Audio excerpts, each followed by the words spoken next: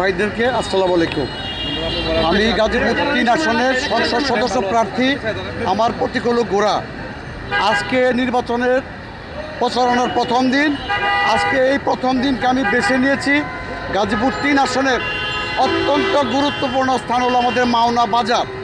আমরা মাওনা বাজার প্রায় 10 কিলোমিটারের অধিক সময় আমি এখানে সকাল থেকে হেঁটেছি। আসলে হাঁপিয়ে গেছি।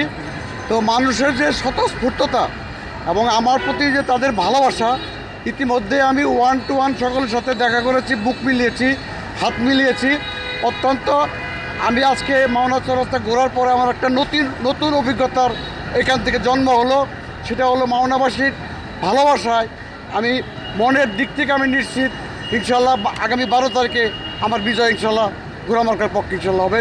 সকলকে ধন্যবাদ। আসসালামু আলাইকুম। আচ্ছা, হিসাবে যদি বিজয়ী হন সেক্ষেত্রে শ্রমিকদের জন্য আপনার কি থাকবে? গাজীপুর 3 আসন গুরুত্বপূর্ণ। এখানে শ্রমিক বেল্ট, শ্রমিক ভাই বোনদের জন্য আমি ইতিমধ্যে আমার ইশতেহারে আমি বলেছি এখানে শিল্প কারখানার মালিক যারা রয়েছেন তাদের সাথে আলোচনা করে আমরা যারা জনপ্রতিনিধি আমরা একত্রে বসে মালিক প্লাস শ্রমিক উভয় পক্ষের সাথে আলোচনা করে আমরা মালিকের সাইডটাও দেখব আর শ্রমিকের সাইডটা আমরা বেশি দেখব। সেক্ষেত্রে আমার একটা বক্তব্য আছে, সেটা হলো যে আমি নির্বাচিত হতে পারলে ইনশাল্লাহ আমি আপনার শ্রমিক ভাই বোনদের জন্য ইন্ডাস্ট্রির কম্পাউন্ড বাউন্ডারির ভিতরে আমি শিল্পপতিদের সাথে আলাপ করে আমি ডরমেটরির ব্যবস্থা করব এবং যাতায়াতের জন্য শতভাগ যোগাযোগ ব্যবস্থা আমি নিশ্চিত করবো ইনশাল্লাহ।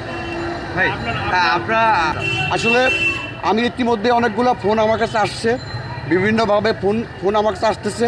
সেই ক্ষেত্রে তো আমার ব্যক্তিগত সুরক্ষার বিষয়টা নিশ্চিত হয়েই তো আমার বাসা থেকে বেরোতে হবে। সেই ক্ষেত্রে আল্লাহ পাক আমার সহায় আছে, জনগণ আমার পক্ষে আছে। তারপরে ব্যক্তিগত সুরক্ষার জন্য যতটুকু প্রয়োজন ততটুকু নিয়ে আমি আসছি। রাকিব নাও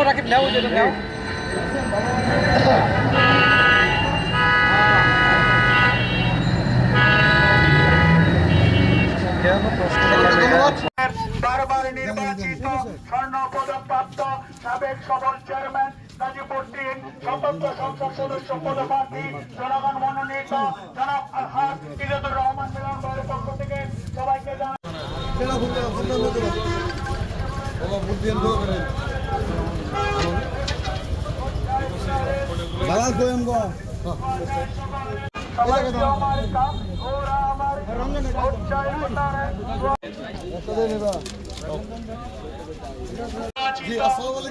মনোনীত